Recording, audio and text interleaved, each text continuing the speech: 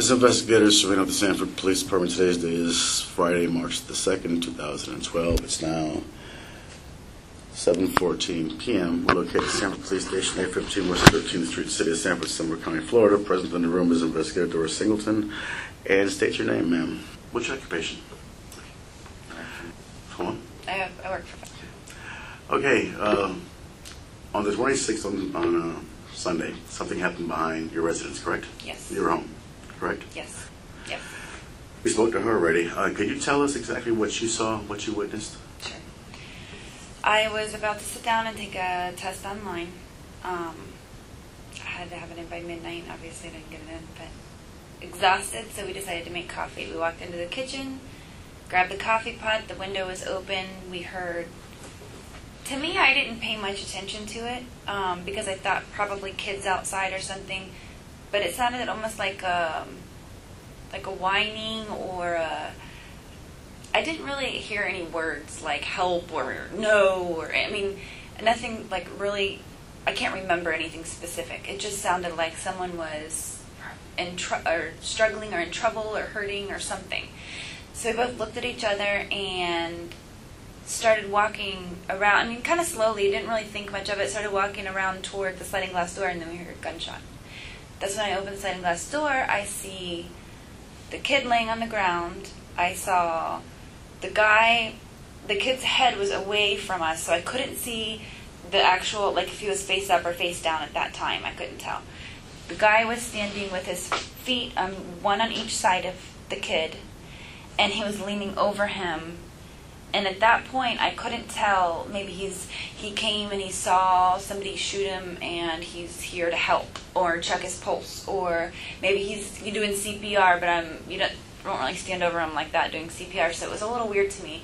I had asked him, "Everything okay? What's going on?" He didn't respond. I think she asked him 2 times, 3 times. I don't know. Everything happened so quick. Finally, I mean, he looked back and he acknowledged us. He knew we were there, and he just. I think he didn't know what to say, didn't know what to do. But he continued to stand over the body. And he's like, call the police. So I walked in, grabbed my phone, stayed out there. So she saw him. I can't say what she saw. She saw him continue to stand over him the way I saw him when I saw. So I said, get in here. Get in from outside, lock the door. So I'm on the phone with 911. I tell her to call across the street, tell her to lock up the doors because I don't know where this guy is, who did the shooting. I don't know. So as I'm on the phone with the police, we locked up everything downstairs. We went upstairs to her bedroom, and we could see out the window. And the guy was, he stood up. He took a couple of steps away. It's like holding his head, came back over and looked at the body. I can't remember at that point if he put his hands back on the body or not. I don't think he did. But that's when I knew the kid was face down. Actually, no, when I was still downstairs on the phone with the police, I had walked back outside, and that's when he was standing up. And I saw, that was the first time I noticed the kid was face down in the grass and not moving. So then that's when we locked everything up. We went upstairs. We saw him. That's when he kept walking away back, and he was like pacing. Not really pacing like fast, but take a couple steps, stop. Like he had to think, and he was putting together everything. He'd come back over to the body. Then I saw flashlights coming and the police coming around the corner. From that point, I guess he went away and questioned. I don't know. And I thought he was taken away. I don't know if he stayed on property or whatnot, but then that's when the police kind of checked out the body and then eventually turned him over and started CPR, but he had been dead for 5-10 minutes. So that's pretty much all that we saw. The thing that really struck me, I assumed I'm going to stay out of it. I wrote the least, just exactly word for word what we saw. We were really shooken up. But once I heard that somebody at the end of the townhouse, it's the townhouses are connected, so at the very, very end is where the fight started. And they are the ones who called 911 originally, saying there's a fight out front. And I'm told... Talking about the townhome, okay. at the opposite end of that walkway where the T is? Is that where they're saying the fight started? Where the police walked from. Okay. Yeah. Because, okay. Do you want to draw something? Yes. Okay, so this is the sidewalk, and then the sidewalk goes, both ways. Mm-hmm. So there's townhomes all along here, and then there's townhomes all along here. And then our front door is like the fourth one over, I think. So this is where we walked out. This is our porch. The kid was lying here. From what I'm told, this is the people who called 911 first. This is where the fight originated. And we only heard one gunshot, one time going off. I'm told there was two. I have no idea. We saw him standing over him right here. Body didn't move. As far as I saw, he never moved. The thing that I don't understand is we heard from, this is where our kitchen window is. We were standing right there. We heard whining and it's so hard to explain because there's no specific words, but there was no physical fighting going on. There were no punches being thrown. I mean, I can't say that didn't see it, but if there's a fight, you hear something, you hear movement, you hear hits or verbal, or you hear something, and I heard nothing but a little kid scared to death or crying. And could you possibly associate that sound with somebody being smothered? I try to imitate a smothery sound for you, but people get smothered and make different noises, I'm sure. But maybe an attempt to yell. Did you hear any crying for help? Did you hear any screaming? Voice? No, it was more like, Hard to say. You don't got it. I don't know. I mean, it's so hard to remember. Everything happened so fast. Mm-hmm. But I feel in my heart, and I would never do this I wouldn't say this if I really did not honestly believe it. I honestly do believe, I don't know this guy from Adam, and I don't know the kid, so I have nothing to do. I do honestly do feel that he intended for this kid to die. Because there was no struggling going on at that point. If you're self-defense, shoot him in the leg. He's a 17-year-old scrawny little kid. You get into a physical fight with him? I didn't even know about the fight. And I immediately, when I see the way he's standing over him, I don't know, it looked like he was pressing down on him, but I can't say. It's dark out there. There's not a lot of lights. But it did look kind of like his hands were kind of together. Like if you do compressions, but you're standing on the side of them. It kind of looked like that. But I never saw the kid move, so I assumed he was already dead.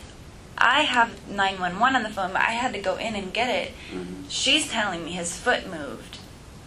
I never saw that, so I can't verify that. But if 911 is called when they're down here, I think the kid got shot there, and I think he was trying to get home, because where the dad was down here, this townhouse. So I think the kid was running for help. That's my opinion.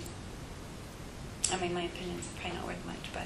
No, it's worth a lot. That's why we talked on the phone yesterday. I stopped the conversation as you come down here personally. Who was telling you that they heard two shots? Neighbors. Do you know anybody specific thinks they heard two shots? It's probably rumors. Because we'd like to hear from them, obviously. Do you know about the little they kid? think that they did hear two I'm shots. talking to him on Monday. The one walking the dog. I'll be seeing him on Monday.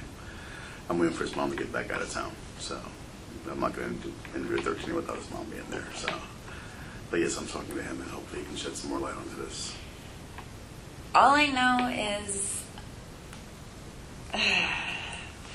what I saw and what I heard was not right. It was not a normal. It wasn't a fight.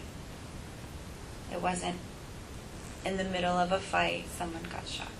But like I said, did you hear any screams for help prior to the crying? They would have been loud screams for help. And no words, as you can articulate, you heard. There are no words that I can say 100% that I heard. I would hate to say something and it not be 100% accurate. Yes, I did hear almost like a calling or no or a, whining, that kind of thing. Mm-hmm. But in my mind, I have no recollection of words, specific words. So, sorry, I can't be more help. Oh, you're plenty Okay, help. and you're pretty clear about his hands were here? Could it possibly be his hands were The guy that shot him? spread, or? No, You're pretty certain? 100% they were on his body. Because I saw, and I thought at first, it being so dark, oh, okay, he's here to help, he's checking his pulse, and then he wasn't. Like, he was just standing there, and that's when she's like, everything okay? Everything okay? And he looks at us and doesn't say anything. And I'm like, oh, maybe he's checking his pockets, or maybe he's, So I was already calling 911. He's like, just call the police. Okay, did you see him stand up, or he was already up? He was already standing when you got upstairs. Did you see him come up off the body? No, I did not see him come up. Did you ever see When him? I came in, I was on the phone. She was still outside. Did you ever see him holding anything in his hands? Oh my God, I don't know. I haven't thought of that. I don't think so. I don't think I paid close enough attention. Did you remember what he was wearing? My God. It had some kind of red and dark, or like a black and red, or something like that.